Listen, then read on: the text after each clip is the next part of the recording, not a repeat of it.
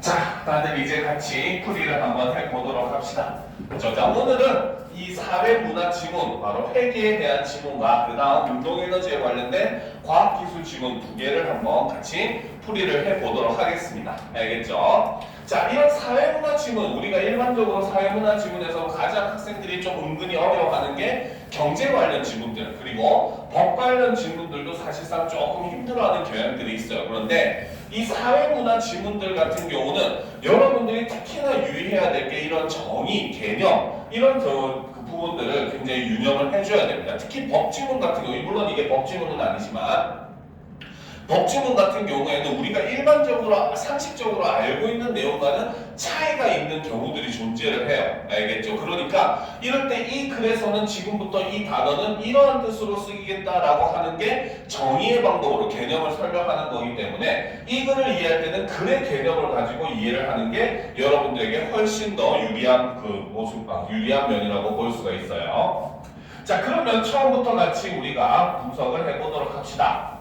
자, 회계란, 그렇죠. 처음부터 이미 정의를 얘기하고 있어요. 지금부터 회계에 대해서 설명하겠다라고 하는 건데, 이거는 바로 뭐다?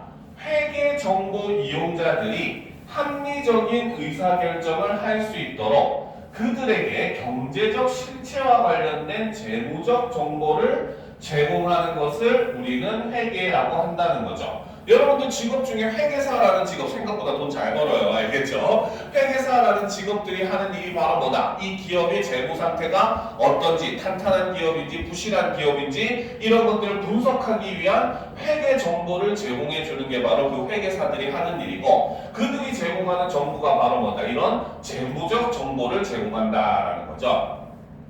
자, 예산이 화폐 단위로 표시된 일정한 회계 연도의 세입과 세출에 관한 내용으로 다양한 기능을 수행하며 미래에 대한 계획을 세우는 것인데 반해, 자, 회계와는 다른 개념으로서 예산이라고 하는 걸 얘기를 했고, 예산은 바로 뭐다? 회계 연도의 세입과 세출에 관한 내용을 담고 있으며 여러 가지 기능을 하지만 핵심적으로는 바로 뭐다?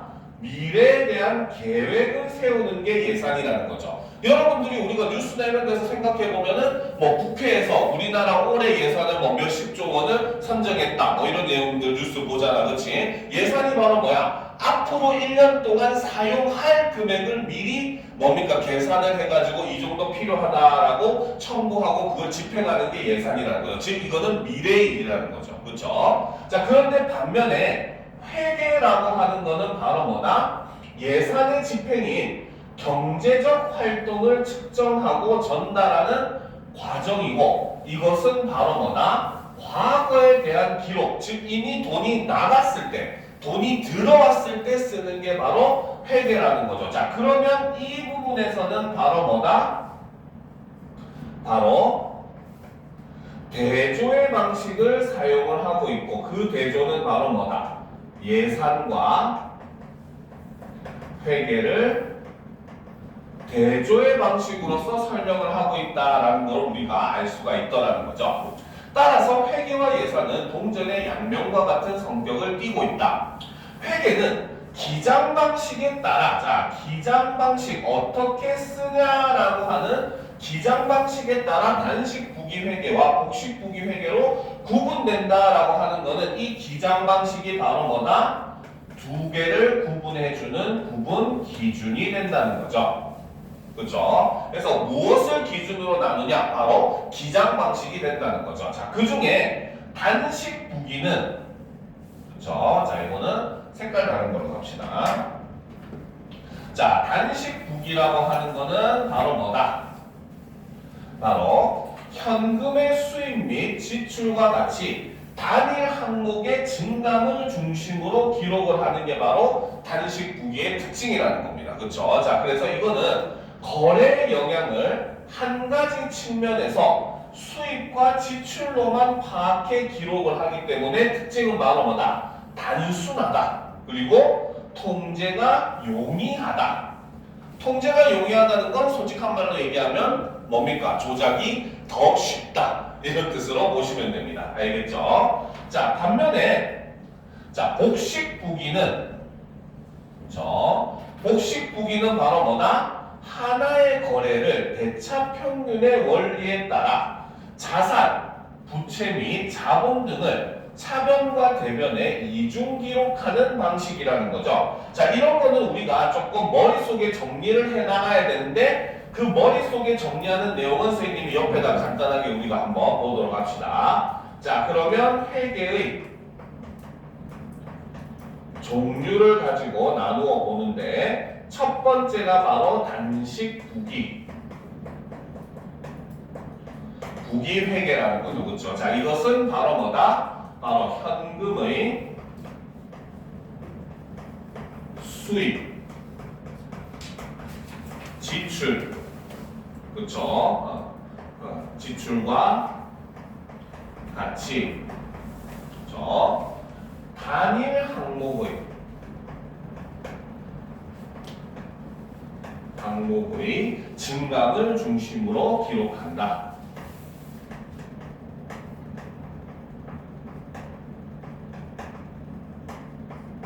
기록을 한다는 거죠. 즉 돈이 늘었냐 줄었냐, 그렇죠? 이걸 기준으로만 우리가 뭡니까? 쓰는 것이 단식부기라고 하는 거고, 자, 이 단식부기의 특징은 첫 번째는 바로 뭐다?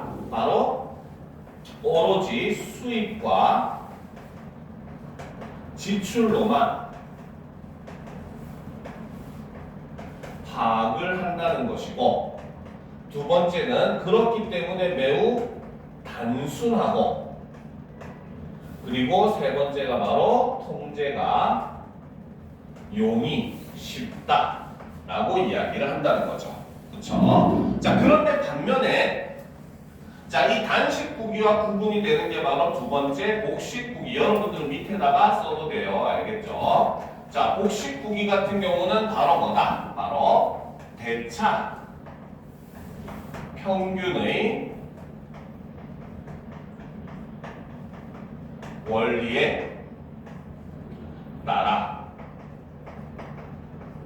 그렇죠? 자, 바로 자산, 부채 및 자본 등을 자산, 부채, 자본 등을 차변과 대변에 이중 기록을 하는 게 바로 복식부기라고 한다는 거죠. 자, 요즘 국어의 특징이 바로 이런 면이 있습니다. 그렇죠? 지금 이렇게만 딱 보면은 복식부기가 뭔 말인지 이해를 못해요. 그렇죠? 옛날에는 국어가 쉬웠을 때는 어떻게 구성이 됐냐면은 미리 개념들을 쭉 설명한 다음에 마지막에 이런 식으로 정리해가지고 얘는 이거다라는 방식으로 설명을 했어요. 알겠죠? 그렇기 때문에 학생들은 글을 그냥 쭉 읽어가면 이해가 되는 방식으로서 글이 되다 보니까 체감상 더 쉽게 느껴지는 거예요. 그런데 최근에 국어가 어려워지면서 글의 구성 방식 자체가 바뀌었는데 어떻게 바뀌었느냐? 먼저 결론적인 내용을 얘기하고 그 속에 있는 개념들을 그 다음에 얘기하는 방식으로 순서를 바꿔놨어요. 단순히 순서만 바꾼 거지만 학생들한테는 체감상 난이도가 올라갈 수밖에 없죠. 왜? 뭔 말인지 모르겠어. 그러니까 실제로 이것만, 이 문장을 딱 보고 난 다음에 한 30% 학생은 포기해버립니다. 내가 이해를 못하니까. 알겠죠? 그래서 학생 선생님이 학생들한테 하는 얘기 뭐다? 요즘은 순서가 바뀌어있기 때문에 일단은 이해가 안 돼도 끝까지 읽어봐라. 여러분들 이런 점은 굉장히 유념을 할 필요가 있습니다. 알겠죠? 자, 그럼 일단 좀 올려놓고 보도록 합시다. 자, 그래서 복식부기는 이중으로 이제 기록하는 방식이다라고 이야기를 했죠. 그쵸? 자, 그러면 보도록 합시다. 하나하나 설명을 진짜 해주는지. 자, 봅시다. 자, 자산은, 자, 여기서 이제 자산에 대한 내용이 나왔네요. 자산이라고 하는 거는 바로 뭐다? 부채와 자본의 합으로 구성이 된다라는 거죠. 자, 그러면 복식부기에서 일단 우리는 첫 번째, 자산은 이꼴 무엇이다? 바로 부채와 자본의 합이다. 부채 더하기 자본이다. 이렇게 본다는 거죠. 자, 그 다음 부채는 그러면 또 뭐냐? 개인 혹은 기업이 외부로부터 조달한 자금이고, 이거는 미래에 상환해야 할 채무이다라는 거죠. 그렇죠? 자, 여기서 바로 이 자본이라고 하는 것은 바로 뭐다? 외부로부터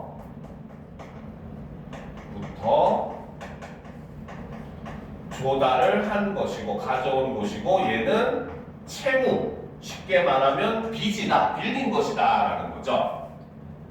자, 그리고 이제 자본은 바로 뭐다? 자본은 자산에서 부채를 제외한 것으로, 그렇죠? 개인이나 기업이 보유한 순자산을 바로 자본이라고 한다는 거죠. 그렇죠? 자, 그러면 이제 자본 소리 부채에다가 밑줄 치고 이렇게 써야 되는데, 자, 두 번째 자본은 바로 뭐다? 자산 마이너스 부채를 한 것이고, 이것은 다른 말로 순자산이라고 얘기를 한다.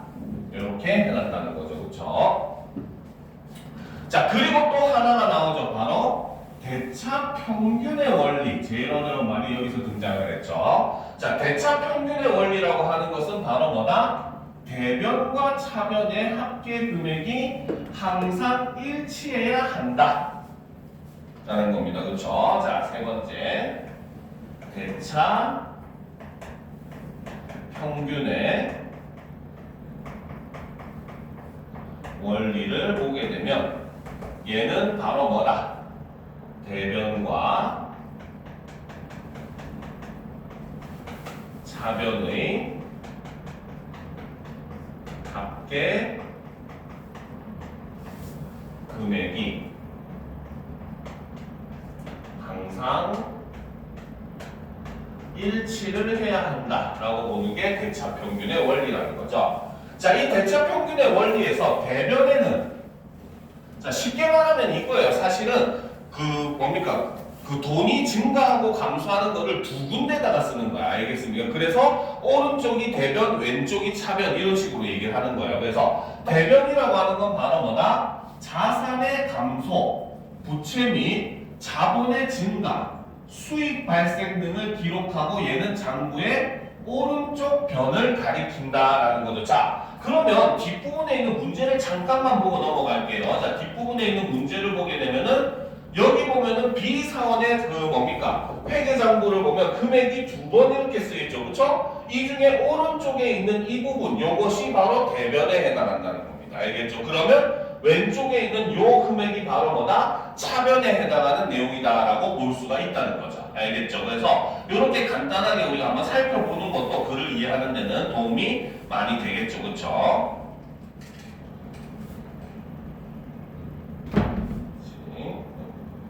자, 그러면 보도록 합시다. 자, 그래서 이제 대차 평균의 원리에 따라서 먼저 대변에는 어떤 내용이 들어간다? 바로 자산이 감소하는 거. 그쵸? 그 다음에 부채랑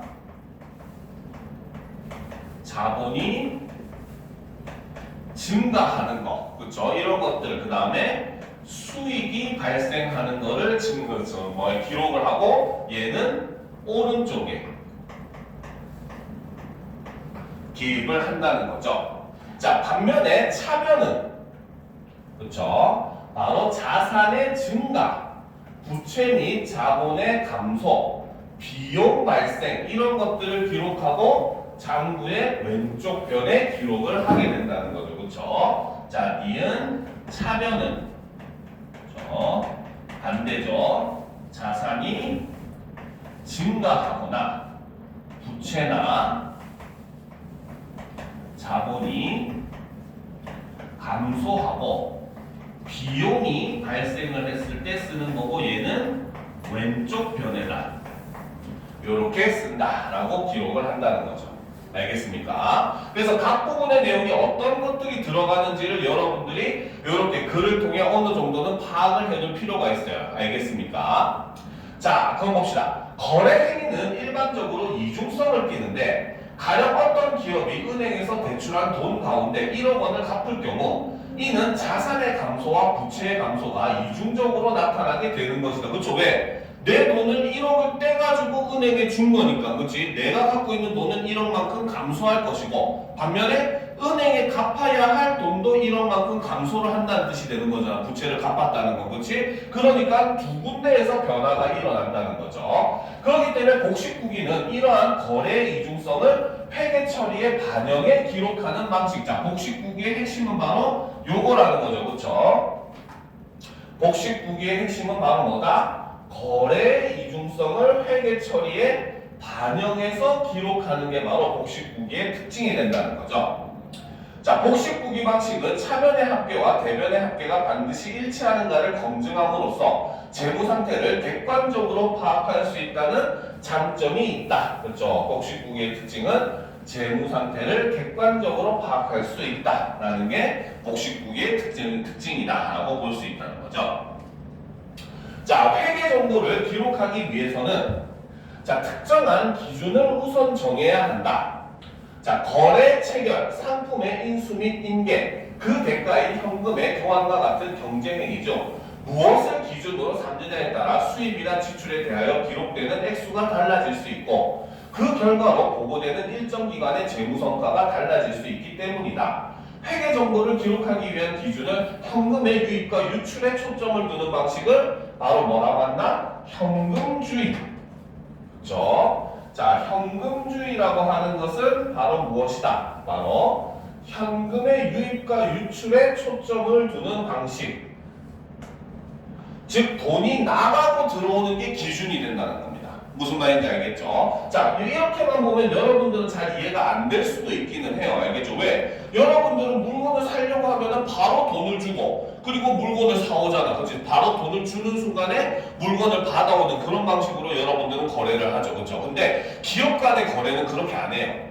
알겠습니까? 이번에 뭐 쿠팡 상태에서도 그런 얘기가 나오던데 쿠팡 일반적인 다른 그런 그 플랫폼 업체들 같은 경우에는 물건이 팔리게 되면은 거의 한 며칠 안에 물건 대금을 지급해 주는데 쿠팡은 60일까지 질질 끌다가 60일 뒤에 물품 대금을 지급해 준다 이런 말들 막 뉴스에 나왔었거든요. 그러니까 기업들 간의 거래를 할 때는 물건을 먼저 주고 그 다음에 돈을 뭡니까? 일정 기간 이후에 주는 방식 알겠죠? 이런 방식을 주로 많이 써요. 알겠습니까? 그러다 보니까 물건을 받는 걸 기준으로 하면은 예를 들어서 물건을 뭡니까? 2월 예를 들어서 25일 날 물건을 받았어. 그치? 그럼 물건의 이동은 25일 날 일어났는데 돈의 지급은 예를 들어서 내가 일주일 뒤에 지급을 한다라고 했으면은 3월 달도 회계장부가 넘어가서 돈은 3월 달에 나가는 거예요. 알겠습니까? 그러니까 회계 월수라든지 길게는 연수까지도 차이가 날 수가 있는 일이 발생을 할 수가 있다는 거죠. 알겠죠? 그러니까 기업들 같은 경우에는 언제를 기준으로 회계장부를 기입하느냐라고 하는 게 그래서 이런 부분에서 굉장히 중요하게 작용을 한다라고 볼 수 있다는 겁니다. 알겠죠? 자, 그래서 현금주의는 현금의 유입과 유출에 따라서 수익과 비용을 인식하므로 현금의 유입이 수입이나 수익이 되고 현금의 유출은 지출이나 비용으로 인식하게 된다라는 거죠. 즉, 재화와 서비스 다음 페이지. 자, 서비스를 제공하였으나 현금으로 회수되지 않은 동안은 수익으로 계산되지 않고 재화와 서비스를 받은 경우에도 현금을 지급하기 전에는 비용으로 계산하지 않는다. 따라서 현금이 수반되지 않은 수익과 비용 및 자산과 부채의 증감은 고려하지 않고 감가상각비도 제외된다라는 거야. 자, 감가상각이 바로 뭐냐? 자, 여러분들이 물건을 샀어. 예를 들어서 에어팟을 샀다라고 생각을 해봅시다. 그렇죠? 여러분들이 에어팟을 한 5개월 정도 사용을 하고 당근에다가 중고로 팔려고 해. 그럼 여러분들 새 거 샀을 때 가격을 받을 수 있어요? 아니죠. 그렇죠? 왜 못 받아? 첫 번째는 포장을 뜯어가지고 가치가 하락했다고 보는 거고 두 번째는 여러분이 사용한 기간만큼 또 가치가 하락했다고 보니까 바로 중고가는 새거 가격보다 훨씬 낮게 책정이 되잖아요. 그렇죠? 바로 그 차이. 물건을 사용하면은 샀을 때의 가치를 물건이 유지하지 못해요. 기간이 지나면 지날수록 이 물건의 가치는 떨어질 수밖에 없잖아. 그렇지? 그 떨어지는 가치가 바로 감가상각비입니다. 알겠습니까? 자, 그러면 이제 계속 보도록 합시다. 그래서 이런 것도 현금주의에서는 제외된다는 거죠. 자, 그렇기 때문에 현금주의는 단식 부기 방식에서 주로 채택을 한다 하는데 이 기준에 따라 장부를 기록하면 현금의 유입과 지출에 대한 시점과 금액을 명확하게 알 수 있다는 장점이 있다라는 거죠. 하지만 현금의 유출입 시점을 의도적으로 조정할 수 있어 기간 손익의 조작 위험성이 존재한다라는 겁니다. 즉 현금의 입출 시기를 조작함으로써 재정 상태를 기업에 유리하게 나타낼 여지가 존재한다는 거죠. 이번에 쿠팡 사태가 바로 이러한 경우라고 볼 수가 있습니다. 알겠죠? 자, 또한 미래의 현금 흐름에 잠재력이 있는 미회수 채권이나 미지급 채무 등의 자산 부채와 같이 현금의 흐름을 수반하지 않는 손익에 관한 정보를 제공할 수 없다는 단점이 있다. 자, 반면에 발생주의는 두 번째는 발생주의에 대해서 설명을 한다는 거죠. 자, 발생주의는 바로 뭐다?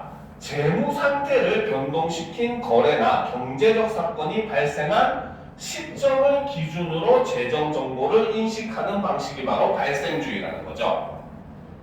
자, 발생주의는 통상 복식부기 방식에서 주로 채택하고, 그렇죠? 발생주의 방식을 회계 처리에 적용하면 현금 거래 이외의 비현금 거래에 대해서도 거래로 인식하여 회계 처리를 하게 된다라는 겁니다. 그래서 수익이 창출되는 거래가 발생한 시점에서 회계상 수익으로 인식되고, 비용이 유발되는 거래가 발생한 시점에서 회계상 비용으로 인식된다. 자, 이에 따라, 그렇죠? 거래는 발생하였지만 현금의 유출입이 발생하지 않은 회계 사건에 대해서는 미수수입, 미지급 비용, 선급 비용, 선수 수입 등의 거래 항목을 사용한다. 현금의 유출입이 없는 회계 사건으로는 감가상각이나 대손상각 그리고 평가손익 등이 있는데 이 또한 거래가 발생한 시점을 기준으로 경제적 자원 변동을 인식하여 회계 정보를 처리한다. 발생주의는 바로 뭐다? 수익과 비용을 포괄적으로 측정하여 성과에 관한 정보를 상세하게 제공할 수 있다는 점에서 회계장부 조작의 위험성을 줄일 수 있다는 장점이 있다는 거죠. 그러나 발생 사실을 측정하는 과정에서 예측 또는 추정과 같은 불확실성을 내포할 수가 있다는 겁니다. 알겠죠? 실제로 이제 수익이 이 정도 될 거라고 예상해서 회계 장부를 기입했는데 실제 그 예상보다 적게 수익이 날 수도 있다는 거죠. 그렇죠? 자, 그래서 회계 정보의 객관성이 결여될 수가 있다. 떨어질 수가 있다는 거고, 정보 생산에 큰 비용이 들 수 있다.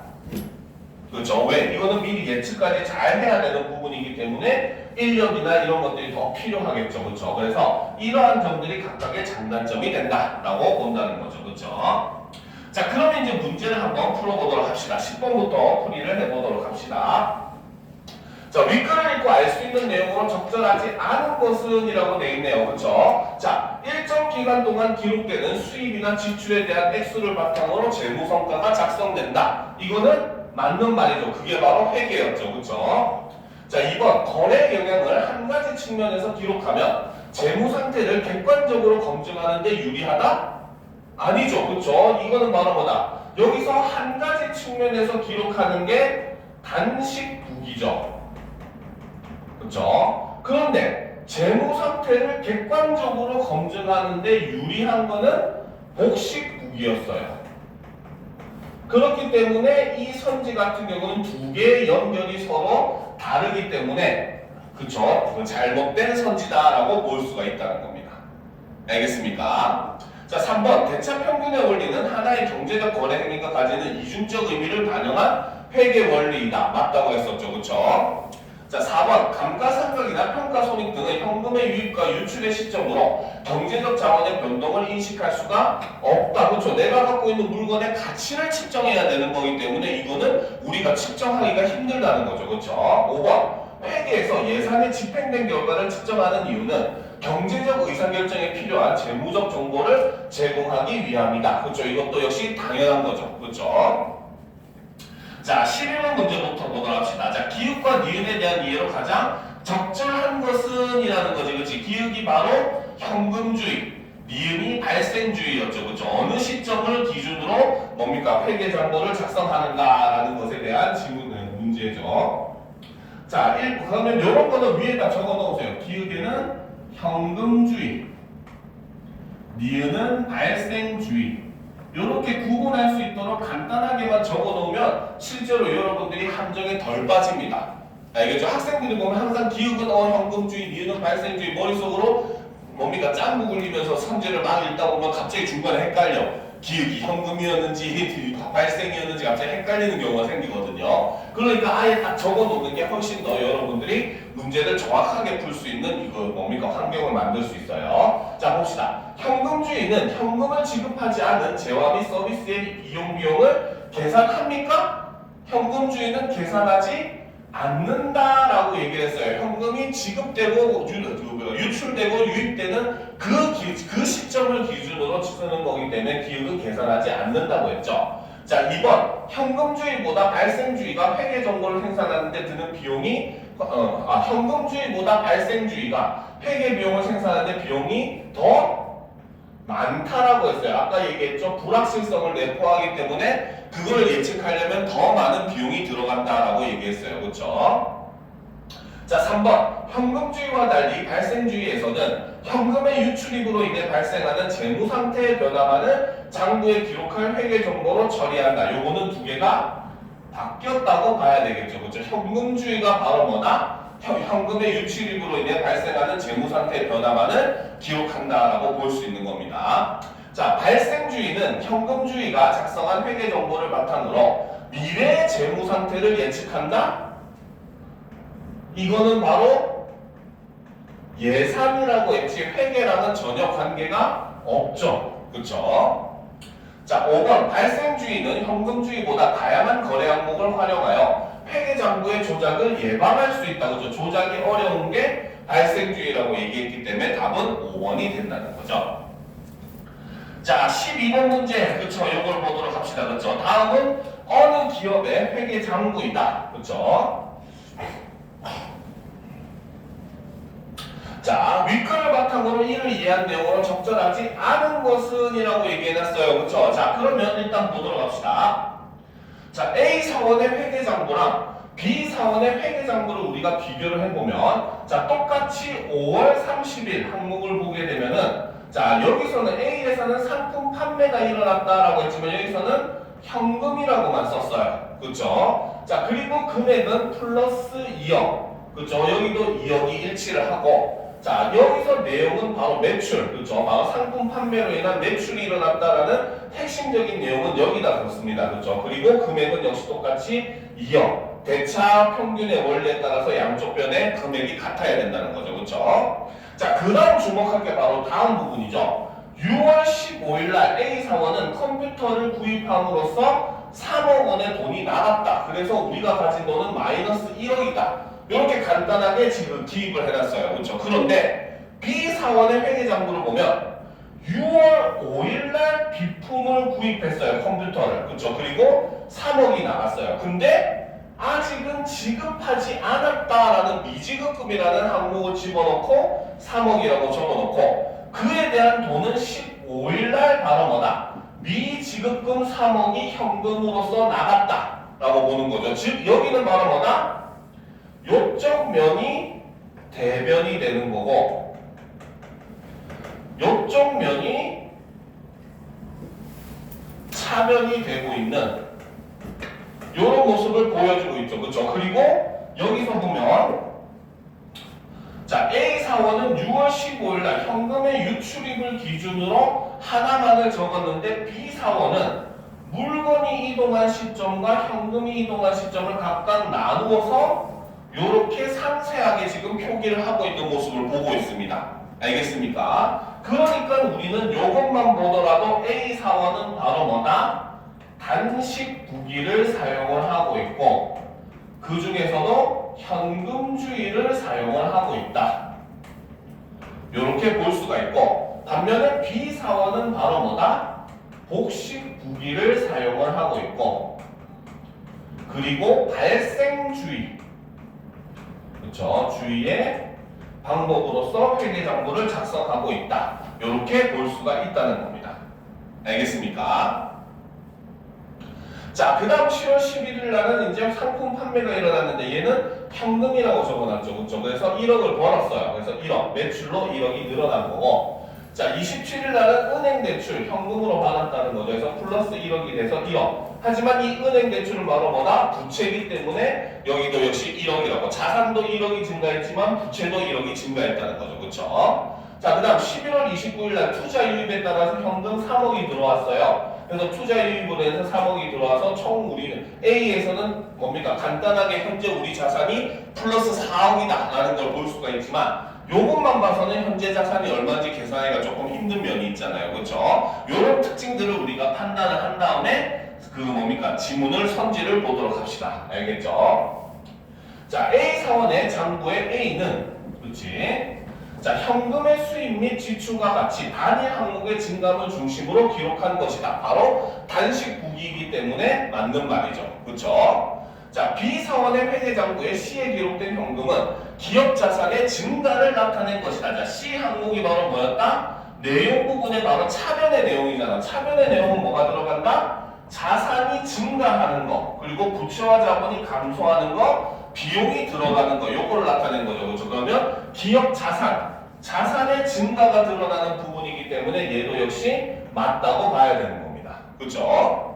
자, 3번 A 사원의 회계장부에 기록된 B는 B 사원의 회계장부에 기록된 D와 달리 부채의 증가로 기록된 해석된다. 자, A 사원의 D는 은행 대출을 받은 거야. 부채가 증가한 거죠. 반면에 B 사원의 D도 역시 은행 대출로서 부채가 증가를 한 겁니다. 그렇기 때문에 이거는 단식부기, 복식부기와 상관없이 어떻게 둘 다 부채의 증가로 해석이 될 수밖에 없다는 거죠. 그렇죠? 그렇기 때문에 정답은 바로 뭐다? 3번. 여기서는 달리가 아니라 같이라고 해석을 해야 되죠. 부채가 증가하는 거는 똑같기 때문에 이것과는 단식과 복식부기와는 관련이 없다라고 보는 게 정답이 되는 겁니다. 알겠습니까? 자, 그 다음 문제를 보다 13번. 자, A와 문맥상 의미가 가장 가까운 것은 자, 띄고라는 내용이었죠. 그렇죠? 띈다는 것은 바로 뭐다? 바로 성격을 띈다. 그러한 성격을 가진다. 그렇죠? 성격을 보인다. 이런 의미로 봐야 되겠죠. 자, 그러면 봅시다. 자, 군인은 중대한 임무를 띄고 있었다. 여기서의 띄다라는 의미는 바로 뭐다? 중대한 임무를 가지다. 맞다. 이런 의미로 봐야 되겠죠. 그렇죠? 자, 2번. 형은 남몰래 추천서를 띄고 있었다. 그럼 추천서를 얘는 가지고 있었다. 라고 보는 게 맞다는 거죠. 그렇죠? 그렇지? 혹은 지참하다. 이런 의미로 봐야겠죠. 자, 3번. 그는 그 일의 전문성을 띄고 있었다. 바로 성격을 가지고 있는 겁니다. 그렇죠? 성격을 일종의 뭡니까? 보이는 거죠. 그래서 답은 일단 3번이죠. 그렇죠? 성격을 띈다라고 했으니까. 자, 4번. 내가 본 장미는 붉은 빛을 띠고 있다. 이거는 바로 뭐다? 붉은 빛을 어떻게 하고 있다? 일종의 그 뭡니까? 붉은 빛을 뭐라고 설명해야 될까? 바로 보이다. 그렇죠? 혹은 붉은 색을 가지다. 이런 의미로 해석을 해야 되고. 5번. 대회는 시간이 지날수록 열기를 띠고 있었다. 이거는 열기가 증가하다. 혹은 높아지다. 이런 의미로 봐야 되겠죠. 그렇기 때문에 가장 가까운 거는 3번이 된다. 이렇게 볼 수가 있다는 거죠. 알겠습니까? 자, 그러면 이제 우리가 같이 과학 지문, 그렇죠? 여러분들이 한참 힘들어하는 그러한 지문이죠. 그렇죠? 자, 과학 지문의 내용을 같이 한번 풀이를 분석을 해보도록 합시다. 자, 운동 상태가 변하지 않는 평형점에 정지해 있던 물체가 여러 가지 이유에 의해서 원래 위치에서 벗어나면 여러 가지 형태의 복원력이 작용하여 원래의 위치, 즉 평형점으로 돌아간다라는 거죠. 자, 여기서 우리는 일단 복원력이라고 하는 것에 대해서 어느 정도 힌트를 가지는데 이 복원력은 바로 뭐다? 원래의 위치, 즉 평형점으로 되돌아가려는 힘을 우리는 복원력이라고 한다라는 걸 볼 수 있다는 거죠. 그렇죠? 자, 그러나 평형점에 도달해서는 관성에 의해 다시 평형점에서 벗어나게 된다. 그러나 이제 특징은 바로 뭐다? 이 복원력이 오히려 나중에는 관성에 의해서 다시 평형점에서 벗어나게 되는 특징을 보여준다는 거죠. 자, 그러면 다시 복원력이 작용을 한다는 거죠. 그래서 물체는 계속 운동하게 되는데 이것을 뭐라고 한다? 진동이라고 한다는 거죠. 진동은 바로 뭐다? 복원력과 관성에 의해서 물체가 계속 운동하는 거. 이런 것들은 옆에다 하나 정리를 해놔도 굉장히 좋아요. 그렇죠? 진동이라고 하는 것은 바로 뭐다? 복원력과 관성이 작용을 해서, 그렇죠? 바로 뭐다?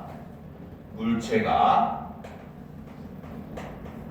계속 운동을 하는 것, 즉 운동 상태를 유지하는 걸 진동이라고 한다. 이렇게 볼 수 있고, 그러면 다시 거꾸로 얘기하면 바로 뭐다? 진동에 작용하는 힘은 두 가지, 바로 복원력과 관성력이라는 거죠. 알겠습니까?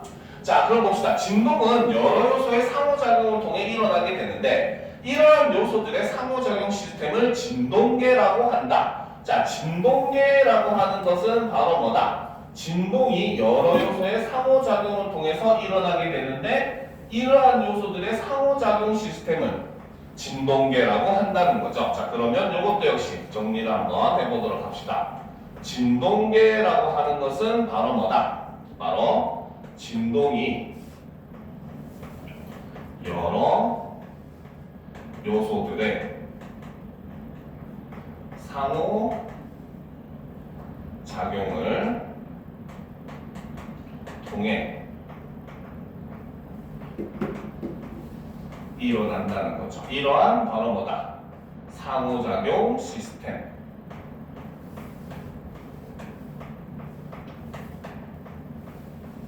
요거를 진동계라고 한다는 거죠.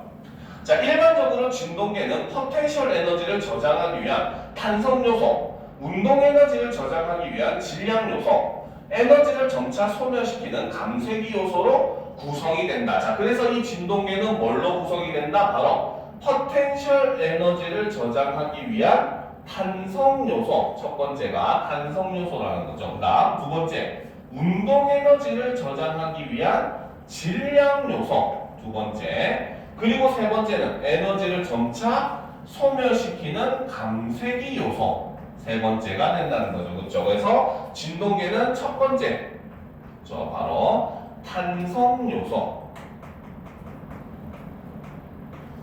탄성 요소는 바로 뭐다? 포텐셜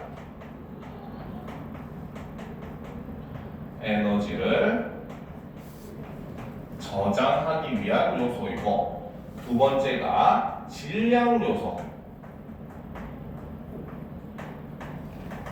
질량 요소는 바로 뭐다? 운동 에너지를 저장하기 위한 것이고, 그리고 마지막 세 번째가 바로 뭐다? 감쇄기 요소.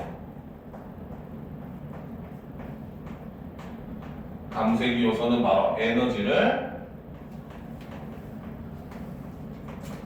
점차 소멸시키는, 점점점 운동이 뭡니까? 줄어들잖아요. 그렇죠? 그거를 감쇄기 요소라고 한다는 거죠. 자, 탄성 요소는 물체를 변형했을 때 원상태로 복원되려고 하는 성질에 대한 척도이며, 자, 여기서 첫 번째 탄성 요소라고 하는 건 바로 뭐다? 물체를 변형했을 때 원상태로 복원되려고 하는 성질에 대한 척도이며 변형에 저항하는 성질로 표현이 될 수가 있다라는 거지. 그렇지? 그리고 운동 에너지를 저장하는 두 번째 질량 요소는 바로 뭐다? 진동계의 관성 척도를 나타낸다라는 거야. 즉 바로 뭐다? 아까도 얘기했지만 물체가 복원력과 관성이 작용한다고 했을 때 여기서 이 복원력에 해당하는 게 앞에서 얘기했던 탄성 요소라고 볼 수가 있고, 그 다음 뒤에 나오는 관성과 관련된 게 바로 뭐다? 일종의 질량 요소라고 우리가 볼 수가 있다. 이렇게 얘기를 한다는 거죠.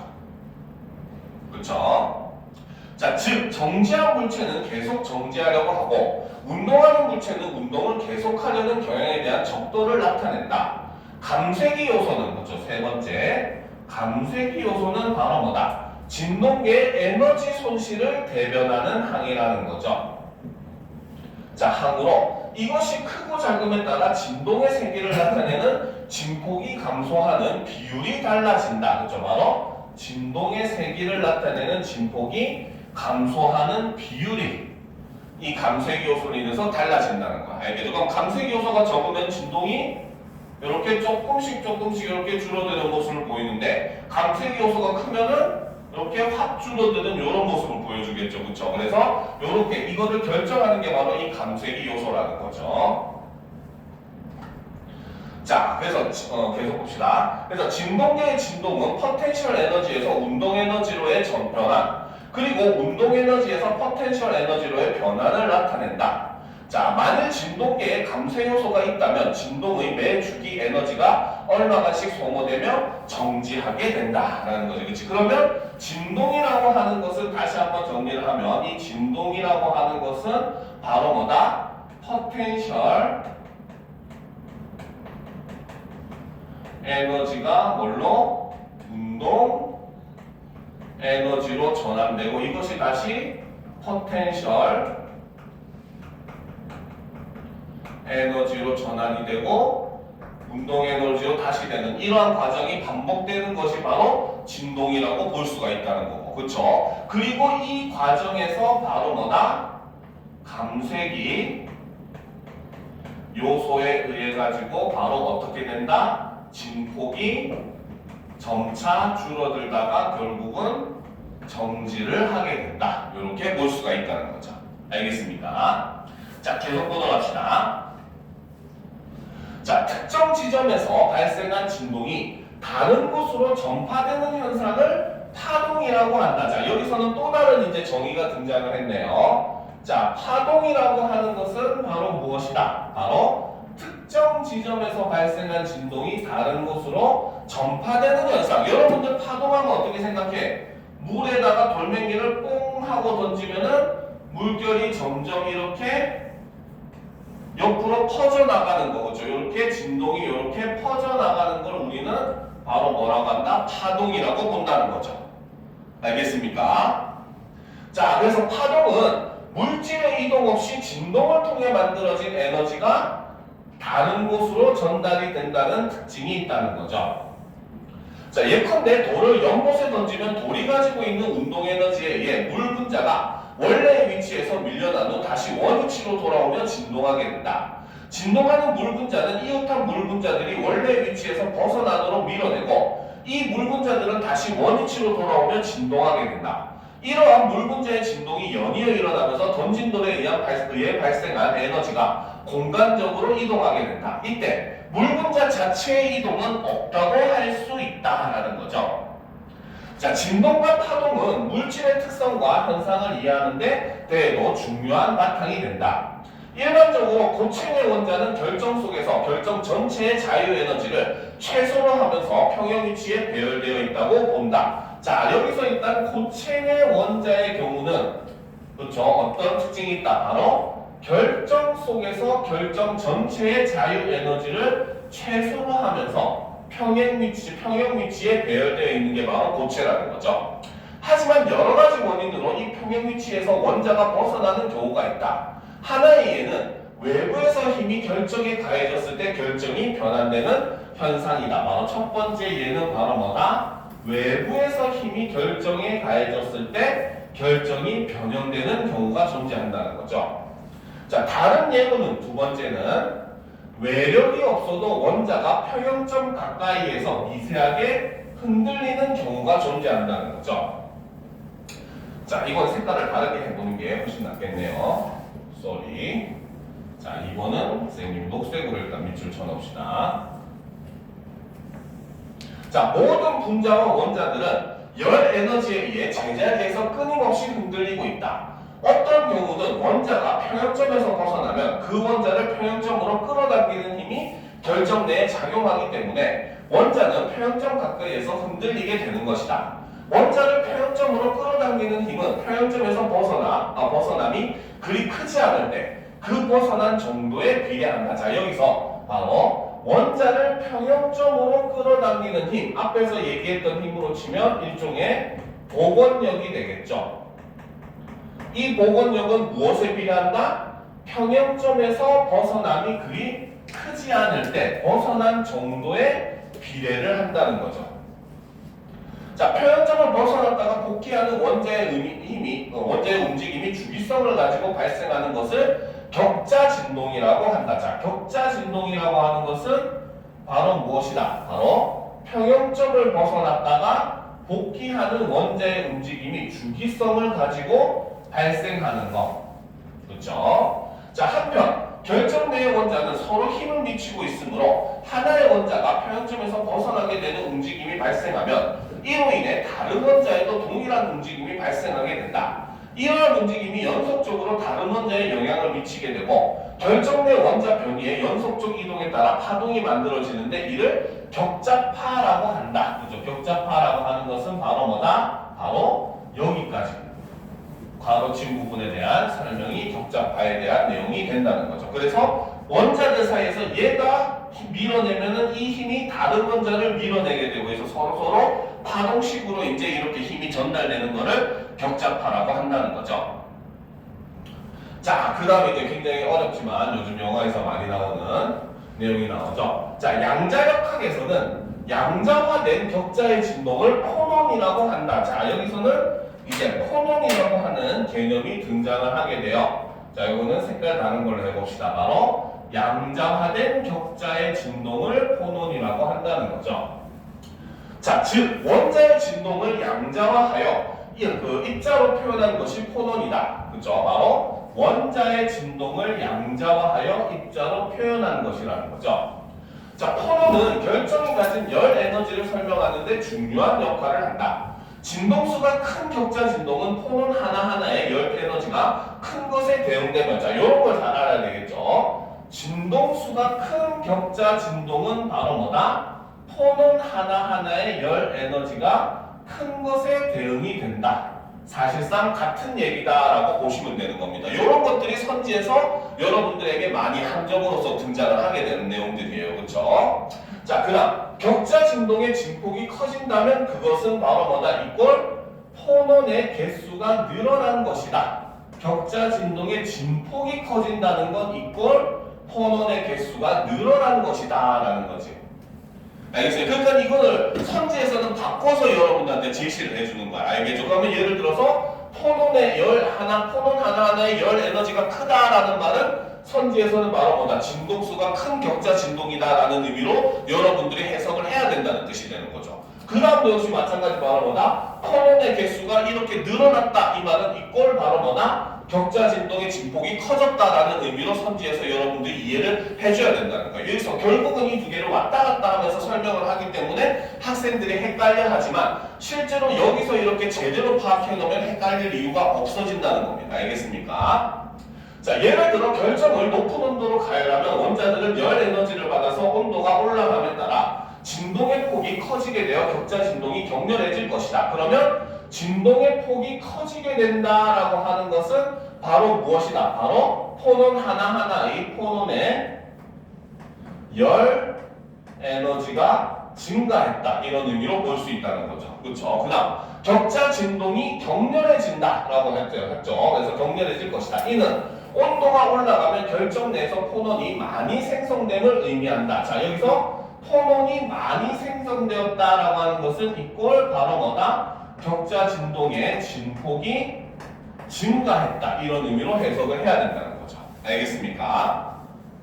자, 이외에도 물질 1kg의 온도를 1도씩 변화시키는데 필요한 에너지의 척도를 나타내는 비열도자. 비열의 의미는 바로 뭐다? 물질 1kg의 온도를 1도씩 변화시키는데 필요한 에너지의 척도가 비열인데 이 비열도 폰온으로 설명을 할 수 있다는 거죠. 자, 비열이 크다는 것은 바로 뭐다? 물질 1kg의 온도를 올리는데 필요한 열 에너지가 많다. 자, 이런 건 잘 알아둬야 돼요. 자, 보기 좋게 색깔 다른 걸로 해봅시다. 자, 비열이 크다는 말은 이꼴 바로 뭐다? 물질 1kg의 온도를 올리는데 필요한 열 에너지가 많다라는 뜻이고, 그쵸? 그러니까 그것인데 폰온 하나하나가 열 에너지를 저장할 수 있으므로 바로 뭐다? 이 말은 이꼴 다시 또 얘기하면 폰온이 많을수록 저장할 수 있는 열 에너지도 많아진다. 이런 의미가 된다는 거죠. 도돌이표로. 그렇기 때문에 비열도 커진다는 거. 그러면 앞으로 선지에서는 요 세 개가 섞여서 나올 가능성이 높다는 뜻이 되죠. 즉 바로 결론적으로 얘기하면 비열이 크다는 것은 코논의 개수가 많다라는 의미로도 볼 수가 있다라고 설명을 하고 있다는 겁니다. 알겠죠? 이런 것들이 여러분들이 선지에서 주의할 점이에요. 항상 이런 게 섞여서 나온다는 거 유념을 합시다.